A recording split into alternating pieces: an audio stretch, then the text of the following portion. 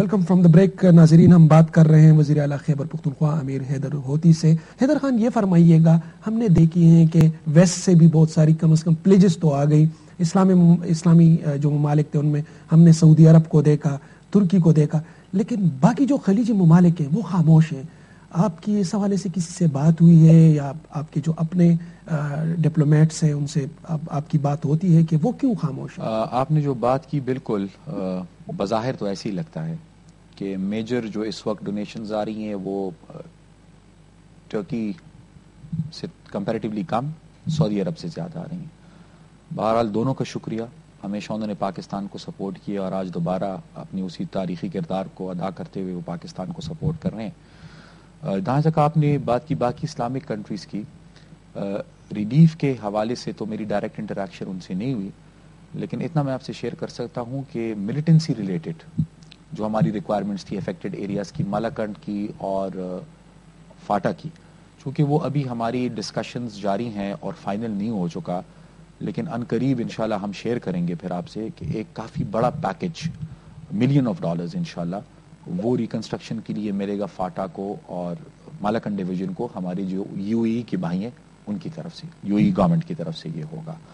جہاں تک آپ نے پلیجز کی بات کی اور انٹرنیشنل کمیونٹی کی بات کی، انڈیویجولی تو میرے رابطے ہو رہے تھے اور ان کے مجھ سے رابطے ہو رہے تھے، لیکن پھر میں نے خود یہ محسوس کیا کہ نہیں، ایک کلیکٹیو ایفرٹ ہونی چاہیے. اور میرے اپنے خیال میں بھی اب جو میں نے کل سے تھوڑی بہت تبدیلی محسوس کی ہے کہ اب لوگ جو اویئرنیس اب زیادہ ہو گئی ہے، ان کی ریئلائزیشن اب زیادہ ہے کہ پلیجز جو ان کے ہیں انشاءاللہ عملاً پریکٹیکلی بھی وہ ان کو آنر کریں گے، کیونکہ ان کو یہ احساس ہے، خاص کر یہ صوبہ جو فرنٹ لائن پروونس ہے، وہ اور کوئی بھی یہ افورڈ نہیں کر سکتا کہ خدا نخواستہ یہاں پر حالات مزید خراب ہوں، بلکہ حالات کو ہم نے بہتری کی طرف لے کر جانا ہے اور سچویشن کو ہم نے سٹیبلائز کرنا ہے. یہ فرمائیے گا، آپ نے اپنا بھی ایک اکاؤنٹ کھولا ہوا ہے اور پختونوں کی ایک اچھی خاصی آبادی، اگر آپ دیکھیں افغانستان سے زیادہ پشتون پاکستان میں ہے، خیبر پختونخوا سے زیادہ پشتون پھر سندھ میں ہے، اور اگر اوور آل دیکھیں تو گلف کنٹریز میں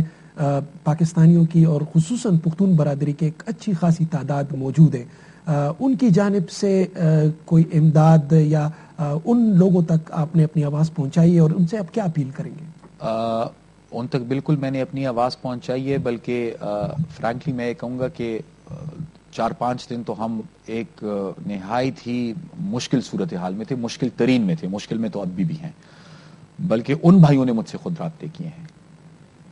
ہماری یو اے کی جو پریزیڈنٹ ہیں نبی بنگش صاحب، سینیٹر صاحب، انہوں نے خود مجھ سے رابطہ کیا، اکاؤنٹ نمبر میں نے ان کو دیا، کچھ پیسے انہوں نے ٹرانسفر کیے ہیں. فنڈ ریزنگ اس وقت بھی ان کی جاری ہے، ان کی کوششیں جاری ہیں. یونائٹڈ اسٹیٹس میں جتنے ہماری پختون لوگ ہیں وہاں پر، وہ اتفاقاً ہمارے سینیٹر زاہد خان ان دنوں میں جب سیلاب آئے وہ وہیں پر موجود تھے، ان کا مجھ سے رابطہ ہوا ہے. وہاں سے کچھ فنڈز ہمیں ملے ہیں، فنڈ ریزنگ جاری ہے، مزید پیسے ہمیں ملنے ہیں، ابھی آ رہے ہیں پائپ لائن میں، اور اکاؤنٹ نمبر مورلیس ان کے پاس ہے. لیکن اپیل تو ڈیفینیٹلی پوری دنیا میں جہاں پر بھی اس وقت پختون آباد اور پختون رہتے ہیں، تو میری تو اپیل تمام پختون بھائیوں سے یہی ہوگی کہ یہ وقت ہے.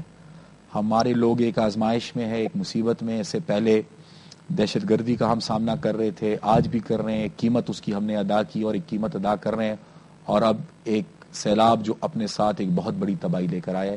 تو اس میں میرے تمام پختون بھائیوں کا یہ فرض بنتا ہے کہ وہ بڑھ چڑھ کر ان ایکٹیویٹیز میں حصہ لے اور اپنی دکھی بھائی جو ان کے ہیں، جو افیکٹیز ہیں، ان کو ہر طرح سے سپورٹ کریں.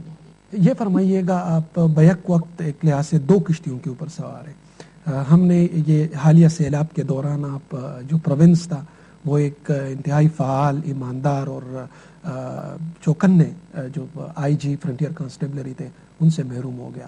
تو کس طریقے سے آپ مینٹین کر پا رہے ہیں؟ سیکیورٹی بھی دیکھنا، جانا بھی ان علاقوں میں، آلریڈی ٹارگٹ پر بھی ہیں، اور جو آپ کی جانب سے سٹیٹمنٹس آ رہی ہیں کہ اگر امداد نہ ملی تو صورتحال اس سے زیادہ گمبھیر اس پریٹیکسٹ اور کانٹیکس میں ہو سکتی ہے. وہ تھریٹ لیول آپ کہاں دیکھ رہے ہیں؟ دیکھیے، سب سے پہلے تو جو ٹارگیٹنگ کی بات ہے، آپ نے بالکل درست کہا. اس وقت لگتا ہے ایسے کہ ملیٹنٹس کی اسٹریٹجی مکمل طور پر انہوں نے تبدیل کر دی ہے سیلاب کے بعد، بلکہ میں یہ کہوں گا سیلاب سے شاید پہلی انہوں نے تبدیل کر دی تھی. میاں افتخار صاحب کے بیٹے جب شہید ہوئے تھے تو وہ واقعہ سیلاب سے پہلے کا تھا.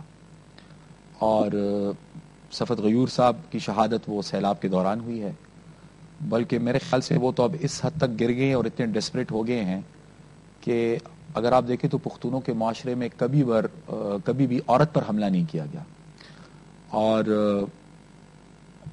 اسفندیار ولی خان صاحب کی بہن، ان پر حملہ کیا گیا، اور نہ ان کا حکومت سے کوئی تعلق، نہ ایکٹیو پالیٹکس سے کوئی تعلق۔ اللہ مہربان، وہ بچ گئی، لیکن بہرحال اس سے آپ کو یہ اندازہ ہوتا ہے کہ وہ کس حد تک ڈیسپریٹ ہیں۔ مجھے تو آپ چھوڑیں، میں ٹارگٹ ہوں یا نہیں ہوں، میں تو ہوں ہی، میری فیملی یا میرے فیملی ممبرز وہ بھی ٹارگٹ ہے، اور یہ حال سب لوگوں کا ہے جو اس وقت غلط کو غلط کہہ رہے ہیں اور جو دہشت گردی کے خلاف جو ہیں تو متحد ہو کر دہشت گردی کا مقابلہ کر رہے ہیں۔ اب کرنا ہم نے کیا ہے؟ اس وقت سیلاب کی تباہی آپ کے سامنے ہے۔ اگر اس وقت بھی اپنے تھریٹ کو دیکھتے ہوئے میں اور کوئی ہم بیٹھ جائیں تو میرے خیال سے بات نہیں بنے گی۔ ہمیں ایک کا انتخاب کرنا پڑے گا، یا ریلیف پر کمپرومائز کرنا پڑے گا اور لوگوں کو جو امداد پہنچ رہی ہے اس پہ کمپرومائز کرنا پڑے گا، یا اپنی سیکیورٹی پر کمپرومائز کرنا پڑے گا۔ میرے خیال سے اس میں ہم سب کو کافی کلیئر ہونا چاہیے کہ اپنی سیکیورٹی پہ کمپرومائز ہمیں کرنا پڑے گا، ہم کر رہے ہیں، لیکن ریلیف ایکٹیویٹیز جو ہیں اس وقت جو لوگوں تک ہم نے سپورٹ جو پہنچانی ہے اس پہ کمپرومائز نہیں ہو سکتا، نہ اس میں کوئی گنجائش ہے۔ جہاں تک آپ نے وار آن ٹیرر کی بات کی، ایک تاثر یہ دیا جا رہا ہے کہ شاید ہم ایک پرائی جنگ لڑ رہے ہیں اور خدا نہ خواستہ ہم کوئی کرائے کے قاتل ہیں، اور اب تنخواہ ہمیں نہیں مل رہی، اور اس لیے ہم تھریٹ کو، یہ ویسٹ کو یہ تھریٹ کر رہے ہیں کہ جی آپ اگر ہمیں سپورٹ نہیں کریں گے تو یہ جنگ متاثر ہوگی۔ تو سب سے پہلے تو یہ ایک غلط تاثر ہے۔ بیسیکلی اگر آپ دیکھیں جن لوگوں سے آج اس سوسائٹی کا مقابلہ ہے، انہوں نے بے گناہ لوگوں کو ذبح کیا، انہوں نے اسکولوں کو اڑایا، انہوں نے سوسائڈ بامبنگز کر کے مسجدوں میں لوگوں کو شہید کیا، بازاروں میں لوگوں کو شہید کیا، پوری زندگی ان کی وجہ سے مفلوج ہو کے رہ گئی۔ تو یہ جنگ کسی اور کی جنگ نہیں ہے، یہ مسئلہ کسی اور کا مسئلہ نہیں ہے، یہ ہمارا اپنا مسئلہ ہے، اور آج ہم اپنی بقا کی خاطر اور اپنی روشن مستقبل کی خاطر یہ جدوجہد ہم سب کر رہے ہیں مل کر۔ جو ویسٹ کو ہم کنوے کرنا چاہ رہے ہیں، جو دنیا کو ہم کنوے کرنا چاہ رہے ہیں، وہ ایک فیکٹ ان کو کنوے ہم کر رہے ہیں کہ دیکھیں ہم اس وقت اپنی بقا کی جنگ لڑ رہے ہیں اور ایک قیمت ہم نے ادا کی ہے۔ لوگوں نے اپنی جانوں کے نذرانے پیش کیے ہیں، اور وسائل کے اعتبار سے بھی کافی وسائل ہم نے ڈائیورٹ کیے ہیں اس طرف۔ اب ایک اور محاذ کھل گیا ہے، ایک بہت بڑا محاذ کھل گیا ہے۔ تو جو ہمارے پاس اویلیبل وسائل ہے، ممکن نہیں ہوگا کہ ان وسائل سے ہم دونوں محاذوں کو جو ہے تو ان کی ضروریات کو پورا کریں۔ تو لہٰذا اس وقت دنیا کی رسپانسبلٹی بنتی ہے کہ کم از کم اس محاذ پہ ہمیں سپورٹ کریں، اور جو ہماری ریکوائرمنٹس ہیں بے شک وہ in kind who, in cash ہو، وہ پوری کریں۔ حیدر خان، اب اپرچونٹیز کی مختصر بات کرتے ہیں۔ ارتھ کویک میں ہم نے دیکھا جب ارتھ کویک آیا تو ان علاقوں میں جو ٹریننگ کیمپس تھے وہ ڈسٹرب ہو گئے۔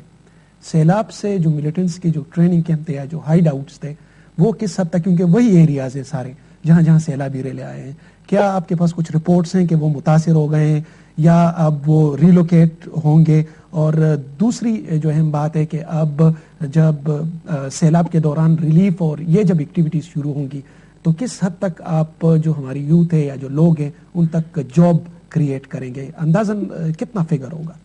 دیکھیے جی، سب سے پہلے تو جو آپ نے بات کی کہ جو ٹریننگ کیمپس تھے ان لوگوں کے یا جو ان کے ایمونیشن ڈمپس تھے وہ کس حد تک متاثر ہوئے ہیں، تو اس کا تو ایگزیکٹ انفارمیشن اس کی میرے پاس نہیں ہوگی۔ کاش مجھے ایک ٹریننگ کیمپ کا اور ایمونیشن ڈمپ کا پتہ ہوتا تو میں سیلاب کا انتظار نہیں کرتا، سیلاب سے پہلی ہی ان کا صفایا ہم کر دیتے۔ لیکن انٹیلیجنس ہے، اور انٹیلیجنس جو ہمیں آتی ہے اور ملتی ہے تو ظاہری بات ہے کہ وہ انٹیلیجنس جو ہے تو ہر ایک چیز جو ہے ان کی اس وقت جو ایسیٹس ان کی ہیں، کچھ چھپے ہوئے، کچھ جو ظاہراً تھے ان کے خلاف تو کارروائی ہو چکی ہے، جو ابھی تک چھپے ہوئے جو انٹیلیجنس آئیں گی ان کے خلاف کارروائیاں ہوں گی۔ جہاں تک اب آپ نے بات کی کہ اپرچونٹیز کی، یہ جو موقع ابھی ہے، ایک میں آپ کو مثال دوں گا۔ ایک طرف تو جو پانی آیا ہے آپ دیکھ رہے ہیں، فصلیں تباہ ہوئی ہیں، ہماری کھیتوں میں، گھروں میں پانی کھڑا ہوا ہے، لیکن دوسری طرف آپ کو بھی یہ پتا اور ایکسپرٹس کو بھی یہ پتا ہے کہ یہ سیلاب کا پانی اپنے ساتھ بڑا ہی فرٹائل سوائل یہ لے کر آتا ہے. تو جہاں جہاں تک یہ سیلاب کا پانی پہنچا ہے، ایک طرف تو ہماری آج کی فصلیں بری طرح متاثر ہوئی ہیں، بلکہ میں کہوں گا کہ شاید آنے والی فصل پہ بھی ہمارے اثرات ہوں گے.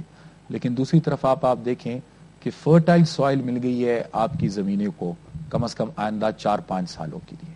ایک میں نے مثال دی ہے. جہاں تک آپ نے بات کی جاب اپرچونٹیز کی، جب کروڑوں اور اربوں روپے ریہیبلیٹیشن اور ریکنسٹرکشن میں انویسٹ ہوں گے پروونشل گورنمنٹ کے، فیڈرل گورنمنٹ کے اور ڈونرز کے، تو ڈیفینیٹلی اکنامک ایکٹیویٹی بڑھے گی. اور جب اکنامک ایکٹیویٹی بڑھے گی تو ظاہری بات ہے اس کے ساتھ جاب اپرچونٹیز بھی کریٹ ہوں گی. بہت بہت شکریہ ناظرین، آپ نے بات چیت سنی وزیر اعلیٰ خیبر پختونخوا امیر حیدر ہوتی کی، پاکستان کے سب سے کم عمر ترین وزیر اعلیٰ اور سامنا کر رہے ہیں پاکستان کے سب سے بڑے چیلنج کا. دیکھنا یہ ہے کہ وہ کس طریقے سے اس چیلنج سے نبردآزما ہوں گے. پشتو کا ایک ٹپا ہے، دخدے پلوے کرم وکیگی پاکل گرانہ دا زما دا جانان مینا، یعنی اگر اللہ کا کرم ہوا تو یہ کام ہو جائے گا. عقل سے فی الوقت یہ چیز کافی حد تک مشکل نظر آ رہی ہے. اس کے ساتھ ہی فخر کاکا خیل اور یہاں موجود سب کی جانب سے اللہ حافظ.